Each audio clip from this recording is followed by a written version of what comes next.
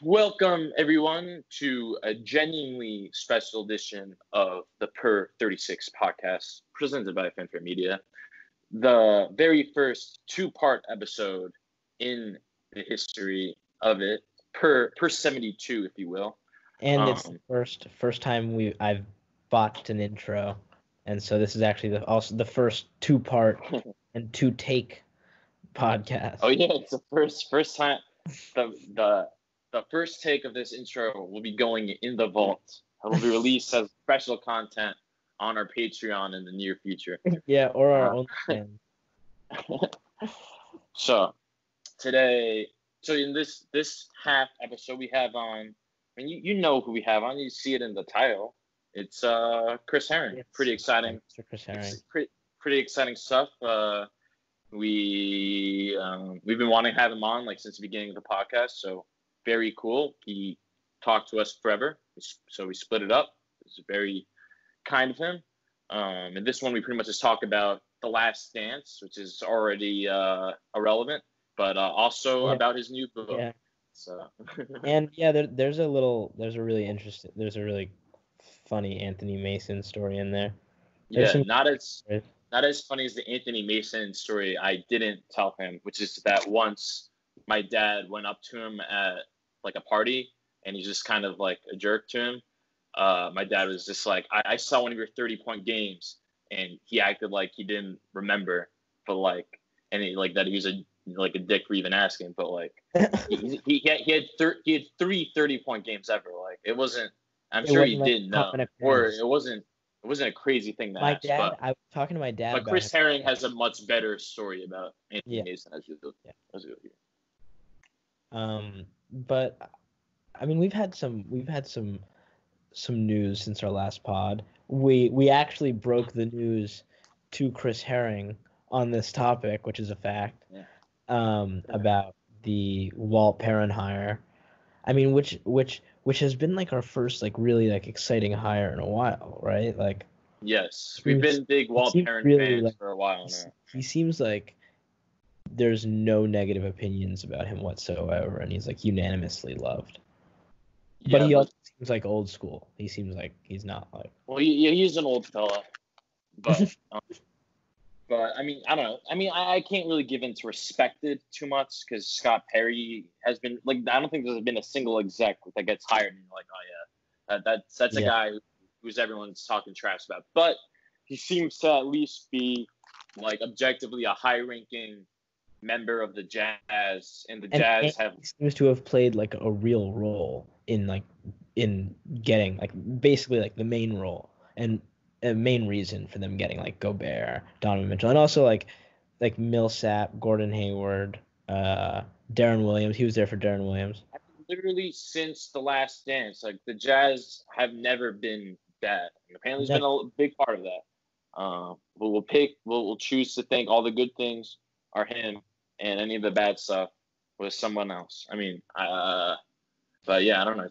It can't argue with it though. I'm not gonna sit around and act like I know who Walt Perrin is, but yeah, the Jazz are always good, so I think that's good. Then the other fella who Simon and I were trying to figure out what his name was for 10 minutes, Frank Zanin.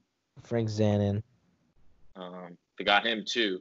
That's not that's not as big a win as getting the elusive Walt Perrin, I think. I'll tell you this though.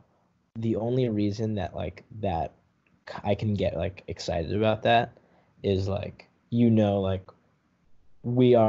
pod are big Sam Presti fans. That's a good. And think about that.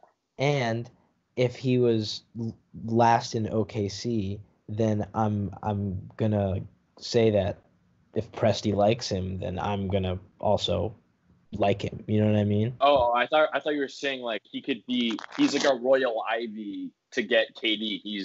We're using him to get Presti. I was saying you were saying that. I mean that I don't think it works. Now I'm thinking that as much. I mean, now I'm thinking about that. That'd be sick, but Yeah, I I don't think think like that tampering works like that as much with the front office guys, but I don't know.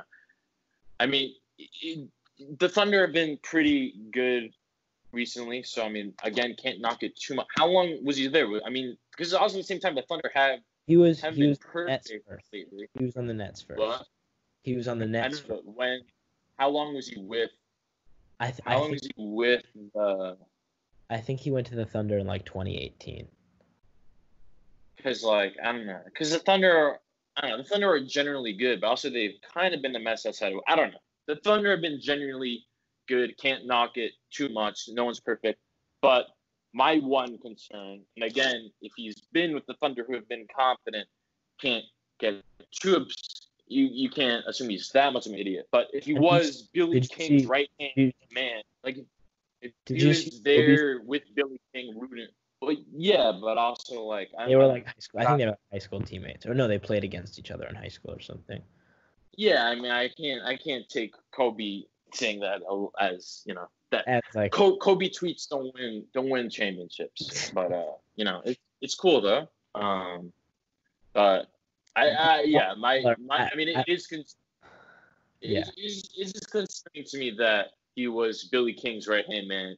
Like again, it's not like we actually know what was Here's the this thing, guy's though. Here's the responsibility, thing. You can't. but he was. Dude. I think we put way too much um, blame on Billy King for that trade when I think it was Prokhorov, like that Russian, the Russian owner, who just came in and as soon as he bought the team, he just wanted to win now. And like he saw the Celtics, like who had just won, and he was just like, I want all of them. Like and I, and like he kind of put a gun to their head metaphorically. So it's like, yeah, you can fault him, but like there's no way that like that was like under his direction. You know what I mean? yeah. I mean, again, I mean that's just my one concern. But I need like it's like I have a list of everything. Justin, well, not Justin. What the heck? We are team Brock Aller though. Yeah, we are Team Brock Aller. Frank Zanin looks like a fellow member of Leon Rose's Mafia. Brock Aller, still no pictures of him out there as far as we know. Send us a picture of the elusive Loch Ness monster Brock Aller. You have one out there. Brock Aller, you only get pictures of Dan Gilbert, Leon Rose, Kobe Altman. Yeah, and Kobe. Kobe Altman. Dude, I feel like it seems as if Aller has been in Cleveland like through the whole Griffin era. Like it seems like he's been there like through it all. So yeah, I mean, I don't know. It's again, don't know what's going on, but it's hard to knock a dude who helped create the situation that led them to a championship. So that's pretty good. And again, just being smart about the cap. It's just it's not something we more. Are you? Had. Not being smart about the cap, but creative about. Are you more optimistic about Leon Rose now than you were than we both were when we first got the news? No, because I mean, I still, again, I don't know what these guys actually think.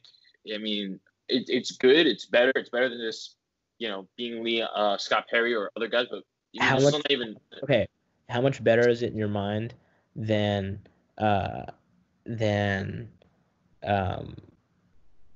guys like Steve Mills, and not only Steve Mills, but what's his name? Who are the people that they just like fired? Craig Robinson. I don't know other dudes. Didn't I say? I said on the Myar Zokai pod. I like by accident said that like Craig Robinson had gotten like fired or let go, and he was like, no, like he's still on the team. Spoken into existence. Michelle Obama's gonna come for you. I bet you they're gonna still work for MSG. Yeah, of course they always do. But and yeah, I mean, he's one of the Princeton boys. It's nice to see House being cleared, but it's not like I truly expected that not to happen. And like, yeah, getting guys from respected guys from organizations is objectively like not a bad thing. But I'm not gonna like, I don't know. I feel pretty much roughly the same. I mean, we still have to see who he gets as a coach and what they do as. It's gonna be Tibbs. Who they get as a. It's gonna be players Tibbs. they get. Yeah, then it's gonna be Tibbs. Then yeah, and I'm not gonna be happy with Celine Leon. You know? Anywho, all right. So wrap up Knicks roundup pre Mitch. Another video of him came out, and it's just honestly it's kind of embarrassing at this point. Like I did roast Spencer Dinwiddie with a lowlight video for daring to say they're not going to let him like just dribble for 30 seconds, which and then they're not. CJ McCollum chimed in. Yeah, CJ chimed in on the. CJ McCollum was so close to figuring out like what the point of the video was. He's like, haha, that's so funny. Like he showed all the misses. It's like, yes, that's the point. Like he was mad, but like, yeah, you got it. That's even one. He was like, it's not even one game, and you're like, yeah. Yeah, it's not one game. That's like they like understood what was silly about it. They just like didn't understand. Like, yeah, it's supposed to be silly, like harder. I'm not like actually using that video to say Spencer Dinwiddie sucks. I've seen like. He said Mitch isn't Harden, so I had to like, I don't know, make fun of Spencer Dinwiddie. But yeah, obviously, he tweets. He's so active on Twitter now. Yeah, like, I know. That's why I tweeted it. Did you see his tweet to the Beal rumors? Yeah. I was doing the same thing. I was calculating math. I don't know how they could get him without trading like every, like not like doing the trade machine. I don't know how they could get him without trading pretty much like everyone that's not. No, they would have to trade LeVert, Dinwiddie, like Jarrett Allen. But then it's like also I think other guys too. Like I don't see them training all those guys. And they would have to take Prince. Yeah, it's just they signed Prince to that extension. Well, yeah, I think that's just to use him as a trade bait, like to get the contracts to match. Yeah, it is. But I don't know. I mean, it's hard to imagine who's really going to trade. The only good young asset the Nets really have is Jarrett Allen, who like. Oh, dude. At this, I'd rather have Karis LeVert than Jarrett Allen. Yeah, but the thing is, he's like 26 and with injury problems, like so that's that. Yeah, like Jarrett I don't know how much. Jarrett Allen's good, but like what? I was saying he's the one good young asset. Like LeVert and Dinwiddie are both like 25, 26ish, and LeVert has injury issues too. Like I thought Dinwiddie was way older than LeVert. I think let's just get it right for the sake of the pod. Dinwiddie's 27, and LeVert is 26 in August. 25 right now. I'm kind of so yeah. I mean, neither of them have that much juice. The guy with the biggest juice probably. Probably yeah. I'm just saying, it's not necessarily something you're like trading. It's like if you're trading a star, like to get like a 26-year-old back, it's like, yeah. You know. But anyway, just the Mitch video, you can't like roast him for, we obviously know what he's working on. But just like, I mean, I also he didn't post it, but it was like 30 seconds of dribbling. You could settle for a jumper over like me, like it's not nothing to get hyped over. Like he kind of looked like a fool. You could run a suicide, like in between the length of one arm to another on his crossovers, like where the. He's doing too much. He's like, trying to. I was thinking about this today. He's trying to be like Allen Iverson or some other guard with handles, whatever. When really, who needs to be watching instead of like James Harden highlights? He needs to watch Sky Labissiere. Like that's he needs to work on. Get to Sky Labissiere's arsenal first. Do not talk to me about Sky Labissiere. You know I'm a Kentucky guy. Scal is the.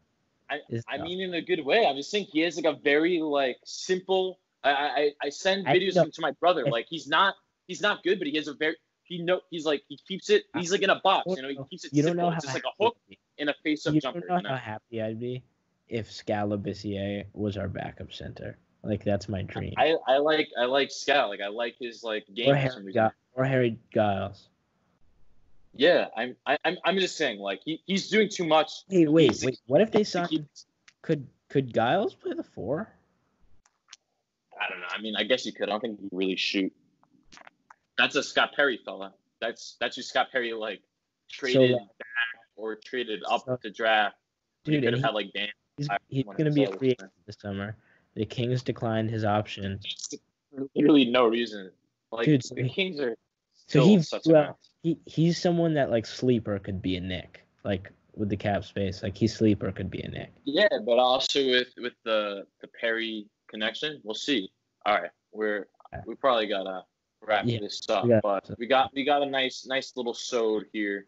I mean, it really just great insight from Chris on his book, his process of writing the book, and then we takes. And then the second part will be everything like current NBA and future. Peace and love. Enjoy the show. So welcome everyone to the Per 36 podcast. Today I'm very delighted. We have an actual very special guest. And we say this every episode, but you I mean that a very special guest, but you are someone we've looked forward to talking to since we first started this podcast. And so this is definitely an exciting day for us. So a lot of pressure. Yeah, a lot of all on your shoulders. The fate of our podcast. I don't think you guys have even introduced who I am yet. People are he cut me off. Anyway, Knicks beat reporter for I think about 5 years, and currently right for 538 now. Yeah, senior NBA writer for 538, and currently coming out working on a book on the 90s Knicks, Blood on the Hardwood, tentative title. Chris Herring, thank you so much for coming on. I appreciate you guys for having me. I hope you guys are staying safe and doing okay. Yeah, thank you. Well, I mean, just getting right into what's fresh on our minds, and this is even better with you being both a Knicks guy and a Chicago guy. With the finale of the Last Dance last night, how did you feel that? First of all, did you like the way that it represented both MJ and the dynamic between those both teams, but also just seeing the Knicks in that light? I thought the documentary was good for what it was. Maybe you could say it was great for what it was. It was to me meant to be entertainment. I think that only became more and more true when they moved the release of it up, knowing that we're all at home, knowing that they could really capitalize on viewership. It's weird, and I made a comment about this earlier on Sunday before the finale came out. It wasn't tied to the finale, but I kind of made a critique of something that I was seeing kind of make its rounds on social media all day.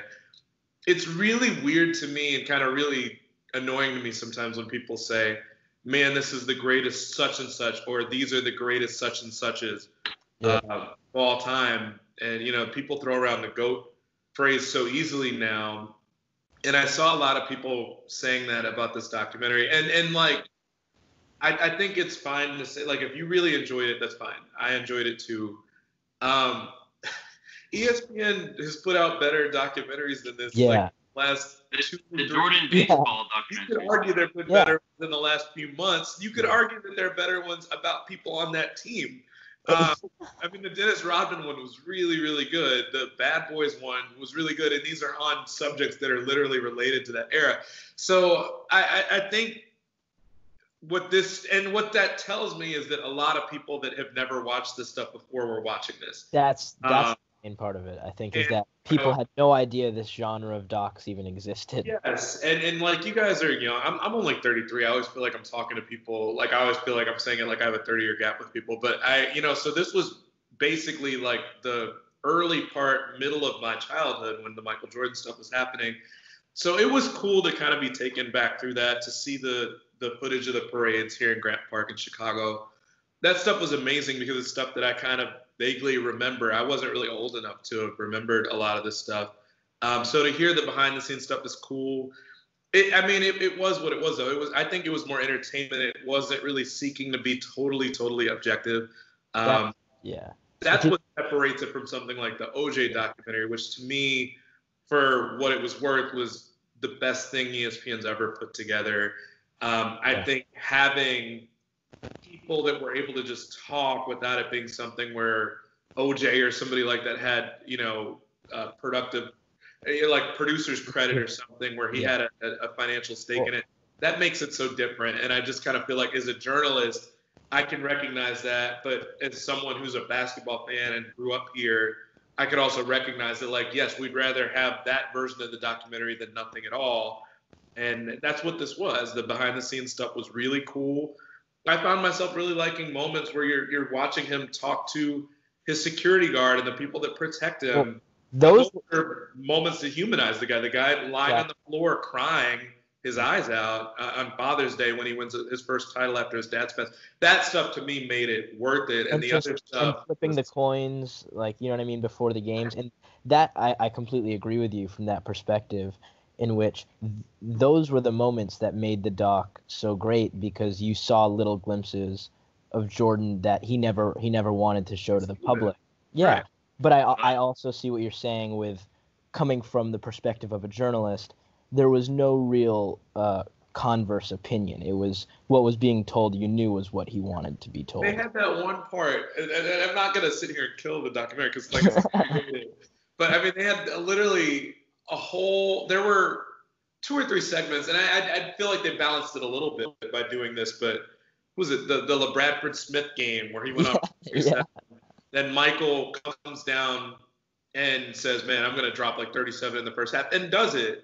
But all because of this slight, because LeBradford, first of all, had allegedly said, good game, Michael. And then afterwards admitted that he never even said it. And it's like, so he's admitting that he kind of makes this stuff up in his head. And then I want to say after that, maybe I'm mixing up the order of it, but then still went out of their way to show the B.J. Armstrong. Yeah. First of all, I think B.J. had like less than 15 points in whatever game they were talking about. It wasn't like he snapped off. He had like a good stretch toward the end of the game that won it for them. But then Michael, you know, they made it out to be like Michael had like an 80-point game. And Michael had like 28 the next game, which was beneath his career scoring average. So it's just like, we don't have to frame everything. Yeah. He was also the greatest player of all time. We don't have to frame it as if like he needed something to make him better than everybody else. He was better than everyone else. There also just in general was like, and again, not to completely rip it, it was solid. I just thought it left something to be desired. But yeah, there's definitely like a lot of like, you know, amplifying Jordan stuff. That's probably unnecessary, I'd say. Like they said last night that like they were talking about him leaving at like his peak. Like, I mean, it wasn't his peak. Like he wasn't as like efficient that year as he had been. But you know what they mean by peak is not leaving as like. I know, but they're saying like they're acting like he was like leaving at his very best. But yeah, I don't know. Just in general, like I thought there was, like again, it was good. It was just like something, just like I didn't need it. You know, the Dream Team talk was better. Like I didn't need it. Like like thrown in there as like a 10-minute segment. Like I've seen this practice so many times, and it just also there's just like a few. Just, like the whole concept of The Last Dance. They didn't really like explain the rift that like led to Krause and Phil even hating each other in all the 10 hours of it. But that's an interesting point. I did appreciate all of the Scott Burrell inserts though. Man, you know, even with that though, I think after, and maybe it's what happens when you've got a 10-hour documentary. You know, and as someone who's writing a book, like I'm cognizant of this, and so I don't want to be too heavy-handed in making the critique, but there's something to be said for some repetition to develop a rhythm. But I just feel like my what I was saying a minute ago about the idea of like how many times are you going to show us that he felt slighted by this person, and then as a result of it had a really great game, which to me after a while especially after the Bradford Smith anecdote, just kind of like, okay, but you propped that up this entire time as like what fuels him. But we also know that he's just really, really great, and he might have played that well anyway. And so the idea of including that 15 times, which might either be the accurate number, might be. I think no, that's definitely close. I mean, you know, and then I just kind of like the Scott Burrell thing. It was kind of the same thing. We're like, okay, we get it. Like he's kind of hard on this dude. He's kind of a dick. Really hard on Krause. Yeah. And it just kind of felt like, kind of not punching bag, but just kind of like hitting the same things over and over again. And it was especially like that with Krause the first couple episodes, to the point where even as a kid and, you know, a Bulls fan as a kid, I'm sitting here thinking like, man, this really is kind of uncalled for after a while, since he's not there to defend himself. And I think it's really interesting that Casey Johnson, the longtime Bulls beat writer, basically said that he had memoirs that were unpublished and unfinished that he was kind of publishing with the family's permission, just to show another side of it. But it's kind of sad on some level that this is a guy that, you know, a Hall of Famer, who his side of the story isn't really told that well. And granted, it is told a little bit through Reinsdorf, but not completely. And early in the documentary, you had Reinsdorf kind of washing his hands of all the stuff too, saying, well, I told Phil that, you know, that this is basically him kind of absolving himself of. I mean, throughout the whole doc, though, you really saw Reinsdorf try to play both sides. Yes. So, like, he really, for the public's perception, he was not willing to commit to either, which, I mean, I thought was a little unfair, just considering he is the guy who had ultimate power, and he acted like he didn't. Like, that was. So, talking about what anecdotes to include and stuff, I mean, you're writing a book essentially on the same era. I mean, what's that? I mean, I kind of have two questions. One, like, how do you pick and choose what you're going to include when there probably are so many interesting stories that you maybe can't include anything? And also, is it hard to, like, have to sit on something interesting and not, you know, be like, wow, this is like a great, like, tweet right here. I want to. Brutal, particularly when, you know, multiple times a day I'm asked by fans, and some of whom I don't even know are, you know, familiar with my work, but just are Knicks fans and have seen tweets about my book and stuff like that. And the fact that it's in the process, asking like, when's it going to be done? Because this kind of whetted everyone's appetite even more for it, because it's, you know, it's nostalgia. We're all literally sitting with nothing to do. I think people are antsy. And so it's brutal to have, you know, thousands of details from hundreds of people that I'm just not quite done writing yet. And, you know, and in some cases still have to interview a few more people, probably another 20 or 30 people I'd really like to get to push the number closer to 200. But, I mean, the process of figuring out what to include, what not to, I don't even think it's about what to include as much as it's how to structure it.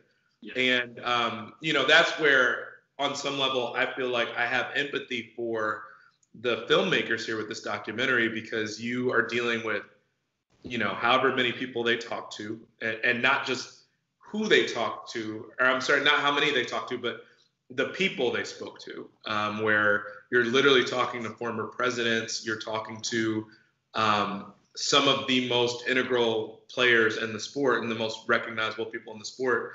So wanting to include them, and it's funny because like my criticism was like, why the hell did they interview Justin Timberlake? Yeah. I still don't really answer to that. But once you interview him, and once you've kind of taken some of his time, you don't want to just exclude him from the documentary. I mean, which they probably should have. I'm sure everybody saw that. A lot of tweets about that. I think he was like a producer of it too, or something. So that probably played it was something crazy. I mean, it was weird, like how many kids saved up money. First of all, he also was with the Mickey Mouse Club and didn't, you know, it's not like he didn't have money. Yeah. But the idea that like thousands of kids around this country, if not more, probably did stuff to save money for Jordan sneakers. So he wasn't unusual in that sense. But, you know, as a reporter, I don't feel this pressure now, but there was a time when I was new to the profession that you wanted to include everybody that you interviewed in your story from a quote standpoint, just so that they didn't feel like their time was wasted. And I imagine that pressure is even greater when you're interviewing celebrities and you don't know when you might need them again for another documentary. Yeah. But so figuring out who to include is important. But I think on some level, just the order of everything becomes really important. In this documentary, we just saw that, you know, a lot of people were complaining about the timeline and how they went from the 98 season back in time. And that is really difficult with the book too, where certain themes, you want to hit on in your book, but the timeline of when it happens doesn't necessarily match up in a way that makes it really easy to just structure everything, particularly when you've got thousands of details, you've got hundreds of people you've talked to, And then you get into the idea of, can I verify all this? Can multiple people tell me that this was true? Can I go back in the archives and read up on something that tells me that this actually happened the way that someone is explaining it? At this point, I have a couple really, really funny details, crazy details, but it's particularly difficult when someone that you're writing about has died. And Anthony Mason is probably the one that I've really labored over. I'm done with that chapter. I'm certainly going to make calls to a few more people just to kind of verify a few more things. But, I probably talked to 20 or 30 people just in his orbit and in his life, some of whom had nothing to do with the Knicks, a lot of whom had nothing to do with the Knicks, just to make sure that I'm getting stuff right. And you hear a lot of kind of conflicting stuff that you've got to be able to say pretty solidly happened to write about someone that can't defend themselves. So that's really, really difficult. Figuring out where to even put him in the story is really difficult because obviously he was not the most important player, but he probably was the most colorful and kind of the most unusual in a lot of different ways. And so I think that there's the most curiosity about him just because he's not here anymore. So, how do you balance those things? How do you make sense of that? How do you write things definitively when he's not there? So I've spent a lot of time talking to a lot of people in different corners of his life. And, I feel most comfortable writing those things and putting them in stone when 6, 7, 8 people can all tell me it happened, when 6, 7, 8 people can tell me that Anthony Mason bought pagers for that whole crew that he ran with to basically hang out so that they could have like their separate communication system, kind of their former day Snapchat, like a group chat, whatever sort of maybe their early day AOL for all I know, but they could talk to each other on pagers that Mason bought for the whole group.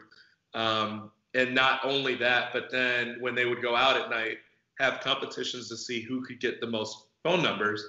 But then because Mason bought the pagers, could go in and he had the PIN numbers for them, could go in and kind of take the programming from it so that he could steal the numbers of the women that they got.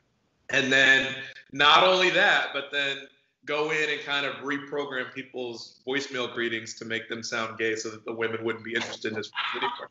So, that's the sort of stuff where it's like, that detail is more lighthearted and a couple people can tell me that and I'm comfortable with it, but there's a lot of stuff in his story that's more serious.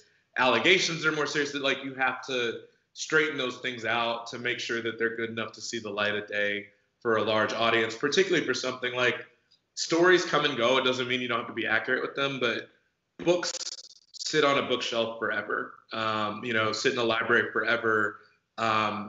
To retract something that's in a book doesn't really work that way because the book is already out there. So the accuracy is so paramount with something like this that it's the sort of stuff that keeps you awake at night, just trying to get to the bottom of the truth and telling these people's truths accurately.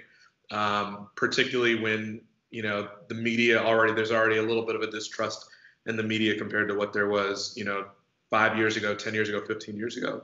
So it's something that I take really seriously, but it's also really brutal to have to sit on stuff for what will end up being probably a year and a half by the time I'm done, as far as, when I announced that I was working on it to when it's actually done and out there for the public to read.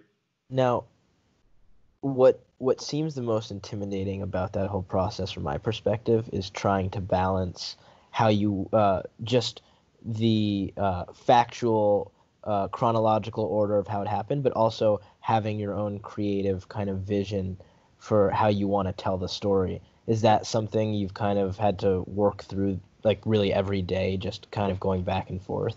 Oh, for sure.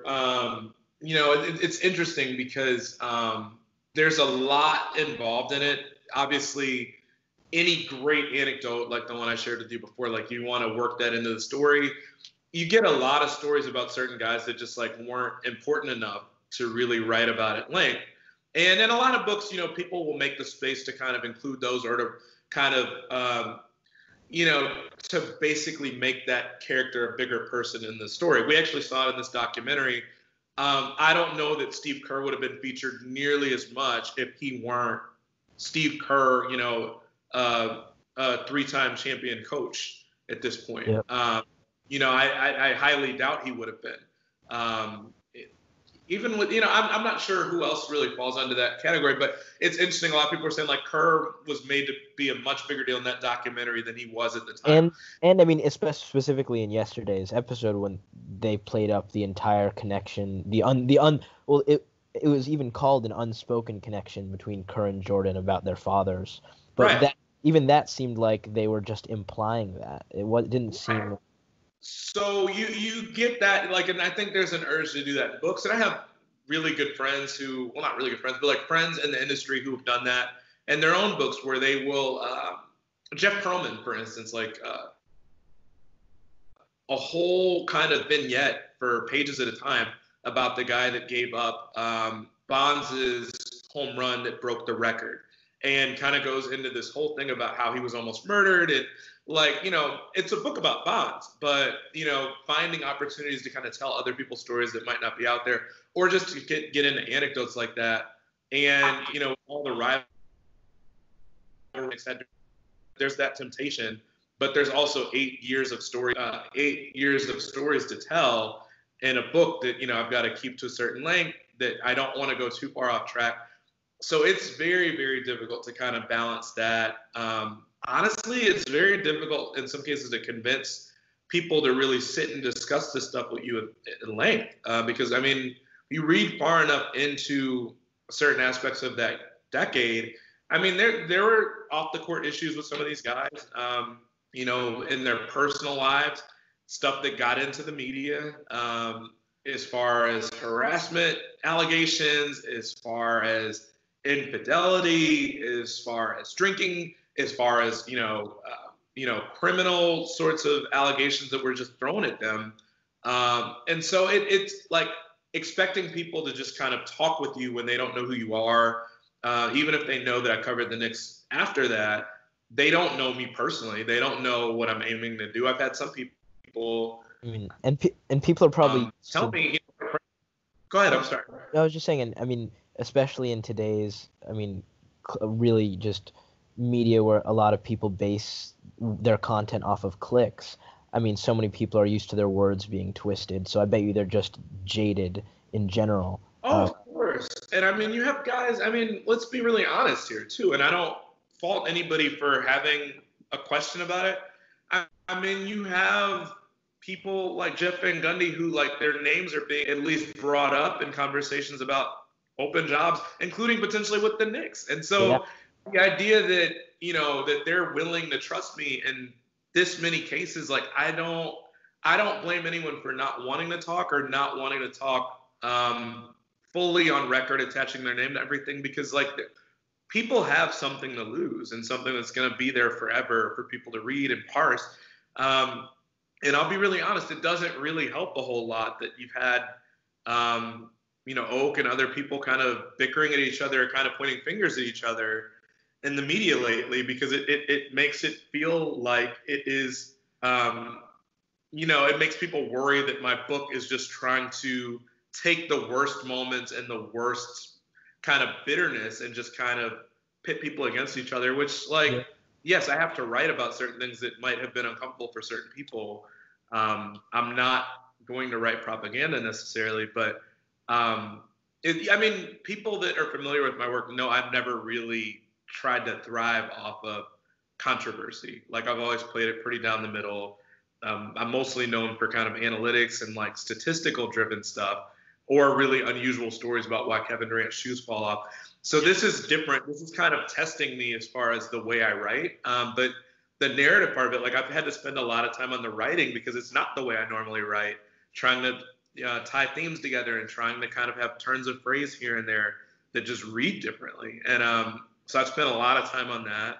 But I do think it's coming together slowly. I know people would prefer, if they want to read the book, they would prefer to have it available to them right now. And it just doesn't quite work that way. Like, it makes me really envious of people that are that basically write stuff that is fiction, where they can kind of write it and it's kind of in their mind already, as opposed to having to interview a few hundred people. Because you can't really rush that process. You can't dictate when people are going to be available. Granted, folks are more available now than they've ever been, and that helps. but I still have a day job, so a lot of people that do this full time and have really thrived off of being authors and, becoming bestsellers, they might do book writing full time and that's all they do.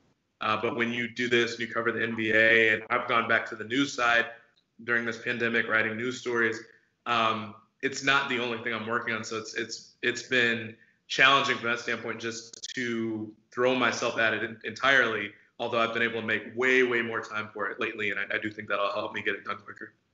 Yeah. So you mentioned that your stories, which I love stuff like that, and with like Kevin Durant's shoe falling off.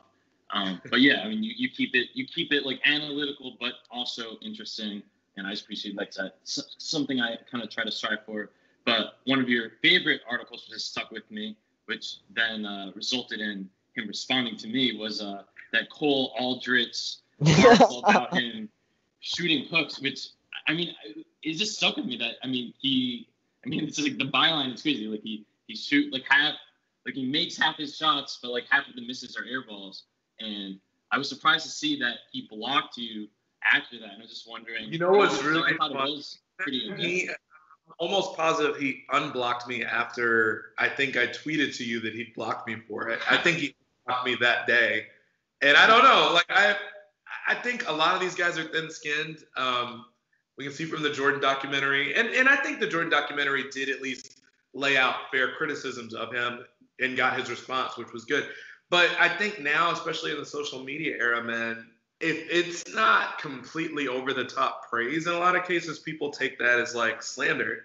And to me, when I have a headline or a sub headline that is, yes, it's if you want to call it a jab, making light of the fact that he shoots air balls, I'm like, I guess. But if it's balanced out by saying he makes the other half, I get that it's embarrassing, and we all want to be portrayed in our best light. MJ, Cole, Aldrich, me, I'm sure we all do. Yeah. But that's also just the truth. And so to me, that was what was so interesting about it. I know I cut off your question, by the way, but it is a really interesting dynamic that I see. I think that's the way a lot of people want it, especially now with social media and them being able to control their own message, is you kind of just funnel out everything that's not complete and over-the-top praise. Well, that's it's okay. It's okay. You cut me off on that. I was like, I kind of wanted you to talk about that a bit anyway. I was just wondering also, just like, were there? Just something I asked Mark Berman about, just that because the Knicks have been so bad, and to be objective, like you have to be like, yeah, the Knicks like kind of stink right now. Like, what? Like, was there anything else where you ran into that? Like you said, you try to stay objective. Do you ever have to like try to, beat around the bush, whatever it's called, like what's that like having to, Of course there was. And, it was interesting. I can remember hearing from a few people. I remember at one point writing a story about Raymond Felton and so this was my second year on the beat, I guess. I don't think it happened during that first season. Yeah, because he was good in that season. Like, was this like around the gun charge time? So not quite, but what was really interesting was the timing. That I wrote a story. He had been playing so poorly for a while, and I wanted to get him after a game. And he was like, I'm not talking. And it wasn't to me specifically. I think it was like to the group. Or he walked out. He stormed out knowing that like people wanted to talk to him. And I had a story that I had already been planning to run the next day. And I was like, okay, well, he declined to talk to us. And so I ran the story. It wasn't anything mean or anything mean-spirited. Like, I didn't really write mean-spirited stuff. And I wrote for the Wall Street Journal, which wasn't going to allow me to write mean-spirited stuff anyway. But, it was pretty, when you have an ability to use statistics, like you can really parse through what you want to use. And it's kind of like, if you want to really drive home the point of how poorly someone's playing, like it's not hard for me to do that. So I kind of really went in from that standpoint saying like, he's been the reason, like basically pulling out his splits and which numbers he has when they win versus when they lose. And very often when they lose, he is the reason they're losing. And particularly like in a point guard dominated league. And then it came out a couple days later, I think, that from one of the tabloids that he was going through a divorce on page 6. And so again, like, it made me feel better that and by no means was it something personal that I wrote about him at all, but these guys are human. And, a few weeks later, months later, whatever it was, when the gun charges came up, and a lot of people felt like the charges were tied to the divorce he was going through, because she wanted to have leverage in court to be able to, whether it was the divorce itself and making it happen, or if it had a monetary tie to it. I didn't need to get into that part of it, but life is ugly. And when you are dealing with very real life stuff off the court, it absolutely can impact stuff on the court. So I remember hearing when I wrote that story that people kind of felt like, man, you kind of went in on Raymond as far as the story. I think a lot of times it's rooted more in just people wanting you to back off a little bit. You don't necessarily know why. Sometimes they don't get into why. But, between that and between the PR staff, I mean, there were tons of times where they would reach out and, feeling like, and it was interesting because I kind of felt like the stories I wrote sometimes would sting differently because they weren't rooted in all sorts of drama or anything like that. They were just kind of sticking to the facts and using numbers. So on some level, like, I think I was taken more seriously by a lot of fans than sometimes what the tabloid stuff was. And if I wrote something and was willing to critique it, the team took it more seriously. And so I definitely heard from the team on a number of occasions too. Also heard, would email with Phil and would get pretty positive feedback just in terms of appreciating the fact that they felt like I was fair and willing to give them an opportunity to respond a lot of the time. So I don't want to make it sound like everything with writing was being vilified or that they hated everything. Carmelo felt like I gave him a fair shake. A lot of people with the organization seem to really appreciate that in a market where there were so many tabloids that were willing to kind of run with, crazy stories about Derek Fisher or anything else for that matter. No, that kind of segues perfectly into talking more about your experience with this because specifically with New York media, as you know, people can be very hyperbolic, especially with the Knicks. And I mean, as you can talk about, did you sense that there was a little bit of like just defensiveness with the team because of how used to they were just being kind of slandered in the media? Like maybe they were just less open, or they always maybe expected the worst. Yeah, I mean, and what was interesting about it too was that I'd read about a lot of that stuff, about the media policies and having PR people stand kind of right next to you as you ask questions, even if you're doing like a one-on-one interview from the earlier eras with Isaiah and people like that. What was so interesting to me was that even when they were good, because everything I've heard about them, I kept thinking, man, it's not so bad. Like as far as the way people portrayed it, as far as the way the team played, because the first year I was there, they won 54 games. And so the pessimism that I constantly heard from fans about the team or the franchise, I was like, I don't get what people are talking about. And then that was the last year they made the playoffs. And, and to that point, the PR staff was still pretty uptight at the time when they were winning. And so, I guess on some level it was just interesting to see that dynamic, but on some level, do I think it's the right approach? Not necessarily, but on some level, can I kind of understand it at times? Yeah, because the media in New York is so much bigger and people run with the story so much faster, and it becomes fodder for ESPN and everybody else so quickly, win, lose, or draw, that I get the idea of wanting to keep things in check as best you can. I don't know that responding to any and every little criticism here and there is worth it, as far as whether it's Richard Jefferson or anything else. There's just many things, and I felt like the joke was being made after a while that man, there were more statements that they were issuing about these little things than there were wins in some months. even with just this, kind of silly. even with the Spike Lee stuff from this year, it's like that could have been such a smaller deal had the Knicks kind of just backed off and just been like, hey, we apologize for the misunderstanding. In the future, we would like. Instead, they were posting like creep shots of him, and like with Dolan is so and weird. they post that letter and they call it a fruiter film. They call it laughable, and it's like, okay, hurting yourselves. So I mean, I think let's be honest too. I mean, Dolan, when it comes down to him and the Oakley thing and the run-ins with the fans and the messages from the fans, he's always, when we talk about being the bigger person, he's always like, it's always been really weird to me that he responds by accusing people of drinking or being alcoholics, which is actually really sad. I think that he kind of takes it there and goes there and inappropriate. But I mean, if we're looking at situations as being like a top-down approach, I mean, who do you think is either saying this is the way we need to respond or that is greenlighting it? I mean, it's very clear where it comes from. It's very clear that, you know, having to have the last word or wanting to have the last word, where that comes from. So, you know, like we can critique the PR staff, and, you know, I know people over there. First of all, you know, some of the people over there have changed quite a bit.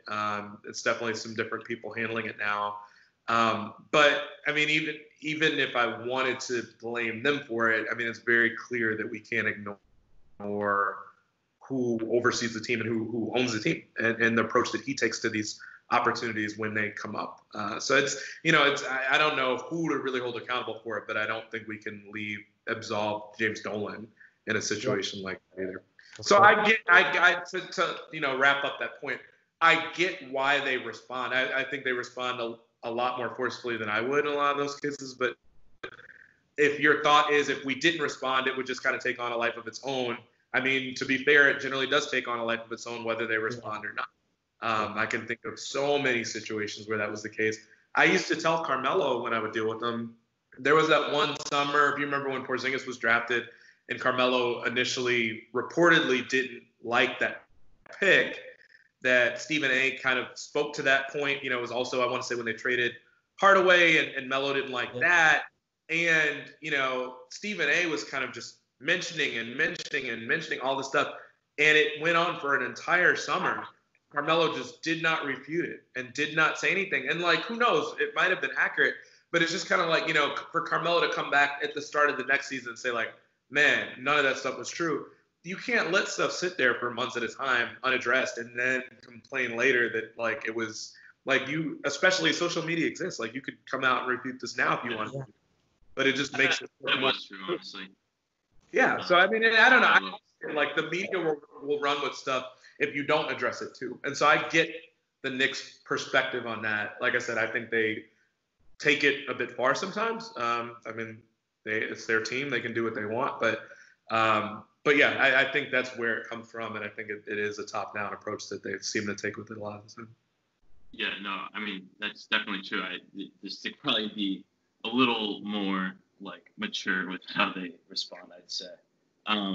My next question was, you saw the short-lived rise of the Knicks as a beat reporter and then the fall. And I was just wondering, having been through, experienced that and now research the 90s Knicks, if you've seen any similarities while researching. Because I was thinking about it the past few days, and I see a few, honestly, just with, like, I mean, one thing that comes to my mind, which is, like, very interesting to me, is, like, I just learned the other day that about, like, the bomb squad. I mean, it was before the 90s, but, like, essentially, like, with Pitino, just to fill seats, he had an attendance clause, I learned. They had the Knicks just, like, chuck threes around Patrick Ewing. That's, like, a model that, you know, essentially was, like, the 2009-10 Magic model. And then they completely got away from that with, like, these Oakley, Mason, Ewing lineups. That just kind of reminded me of and then you know, them trading for Bargnani alongside Melo. But then you go to the 2012-13 team, and that's at that point was the all-time leader in threes made in a season. And then boom, it's almost like that comes and goes, and it's like a year That's later. That's what I'm saying. It's like it's just a lot of similar vibes with that. How they like kind of figured out threes are good twice, and then like embrace big ball. And obviously, the Knicks were successful with Ewing, but they weren't like a great offensive team or anything. And just in general, just kind of similar vibes. Obviously not the same. Ewing is a Melo, just like Melo and Ewing getting probably more criticism than deserved, and like their second scoring option being like inefficient spark plug guy that probably should have been like the one other scoring option. I don't know. Those are just my thoughts. Just wondering, do you see any similarities? You're like, kind of history repeating itself a bit. A little, but only a little. I mean, yeah, I think it's fair to say that they picked up on certain strategies and walked away from them. The Pitino teams did shoot a lot of threes. The Pitino teams were really interesting. It's also really interesting to talk to a lot of those guys that were there because they essentially don't feel like it would have worked long term. Not the threes part of it, but the thing that they did defensively with those Pitino teams, they were running a full court press for most of the game, which like is unheard of at the pro level because, I mean, it's really hard to convince them to make a lot of money to run for a whole game and then still have energy to do anything else. And I think it's really telling that Pitino had come from college and then went back to college after that for a while. So, I don't know. They definitely went away from that strategy. But, they replaced it with a roster and a strategy that worked for them. Yeah. Not just worked, but, got them to the finals twice in that decade. I think it's really noteworthy that the two times they made it to the finals were immediately after Jordan retired, which to me suggests that if Jordan hadn't been there, they would have made it to the finals more than twice and probably would have won at least one of them. So, it worked. I think that's the biggest reason it's hard to really compare the eras. I think there are a couple of things here and there that are comparable, but I also think that would have been comparable for a lot of other teams where they just didn't have a good enough second line scorer or what have you, or just the disagreements. But what really worked for the Knicks, if I had to really go through it, the organization was strong. They had guys more or less on the same page. What I would say the biggest difference was they had an identity. You look at the last few years, people have been confused. And even here in Chicago, people get frustrated because they feel like at one moment the game plan is this, to go out and build the team this way. And then when they get a shiny object in front of them, like Dwayne Wade and the possibility of getting him, then they decide instead of going young, they're going to get a veteran-laden team here in Chicago. And basically, the Knicks have done the same thing at times where they say that they're going to go all in. They let go of Porzingis for – I think we understand why they did it. It doesn't mean that it was the right decision, especially in hindsight. But we look at that and, we think they're getting these free agents and then it doesn't work. Like the Knicks knew exactly what they were in the 90s. They were this really rough, tough, physical team that nobody wanted to go in the lane against. Were they perfect? No, they never really found that second square. I think they looked like hell for one, tried to get one. Generally, when they would get people, they were over the hill. It wasn't always known right then that they were over the hill, or they ran into really bad injury problems between Larry Johnson, Allen Houston, Xavier McDaniel, Rolando Blackman, like the list goes on and on and on and on. And then by the time they Sprewell and these other guys enter the picture, and Camby, then Ewing is essentially over the hill or close to it. And so, I think that was the problem they ran into, but the organization was so much stronger back then. They had guys more or less on the same page. They had an all-time great coach who, I think they let get away, but for reasons that, like, in hindsight make sense. It doesn't mean they shouldn't have tried more to work through it. But the other thing that I think is totally, totally, totally different, the Knicks were run by corporations in the early 90s. And because of that, it wasn't as the way the team was overseen. Like, it wasn't really so much one person making decisions and kind of standing in the way at times, or deciding to kind of veto a trade at a certain moment, or really push through a trade that someone doesn't want. And with that, I'm kind of alluding to the Bargnani, Kyle Lowry, Shump, Novak type stuff. I mean, that stuff really, really matters at a certain point. And, you didn't see those sorts of decisions and things happening in the early 90s because the Knicks were essentially owned by corporations where you had an owner, but the owner was just the CEO of a company. I get that Dolan is kind of that now. They probably had a board.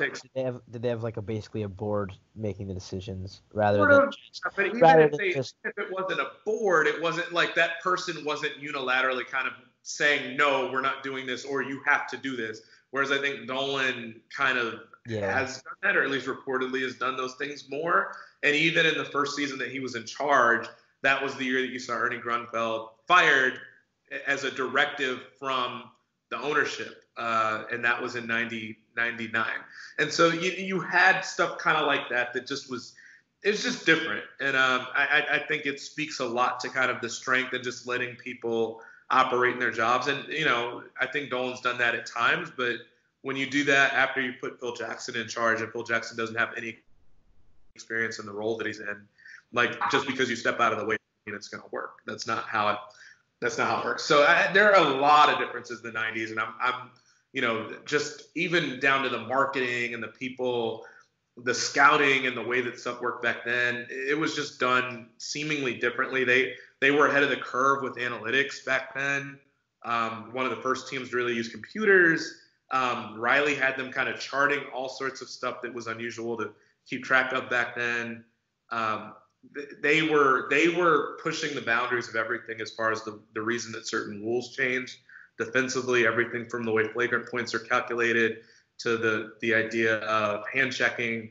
The Knicks were the reason these rules were changing. So there were a couple of surface level things that you can compare, but more often than not, it was totally different back then. Now, do you remember kind of wait, Boot, what were you saying?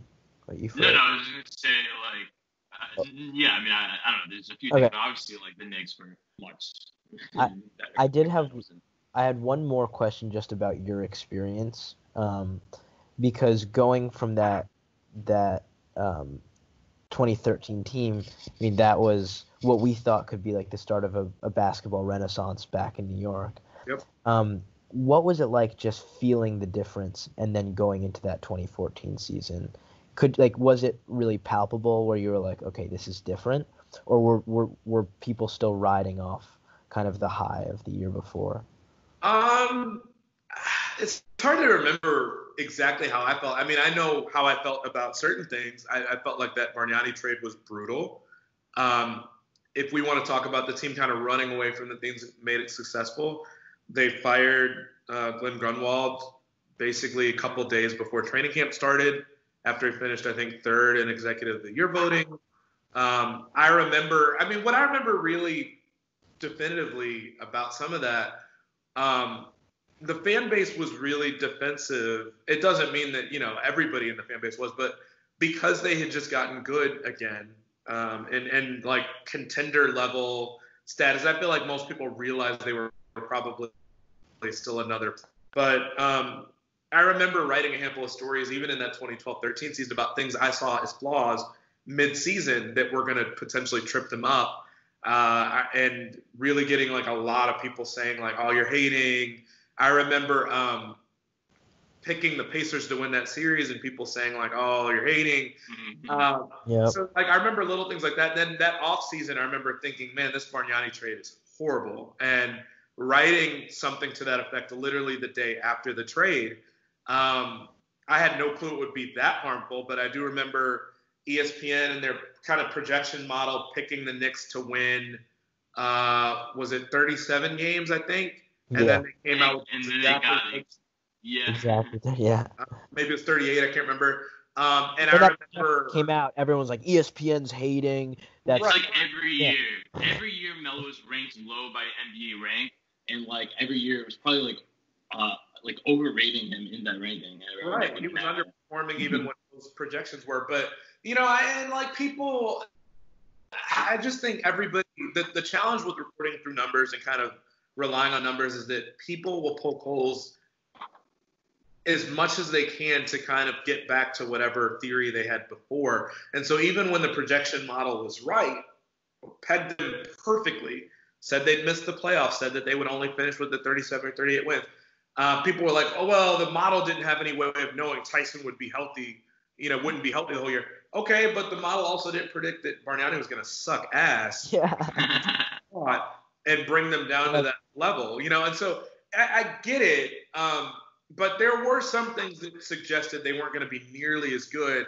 I didn't think it would be that drastic, and I didn't think that they would then go on a 7-year streak running of not making the playoffs. But I mean, they think about it. They changed their entire offense and the way they operated as far as the 3-point shooting. They stopped playing the 2-guard lineups as much, the 2-point guard lineups. Bargnani was eating up a lot of minutes all of a sudden. The defense wasn't good. The offense wasn't as good. So it made sense, really, when you think about it. And I think that's what's frustrating for fans. And, even me looking at it is just like really common sense stuff. I still remember pretty vividly certain details. Like, I remember them starting the season. I remember writing, like, hammering this point that they needed to go with the same lineup that they'd ended the 12-13 season with. They needed to start that lineup again to start the next year. So that was Pablo and Raymond Felton, and I think probably Shump and Melo and Tyson Chandler. Yeah. So the question all preseason was like, are they going to use that lineup?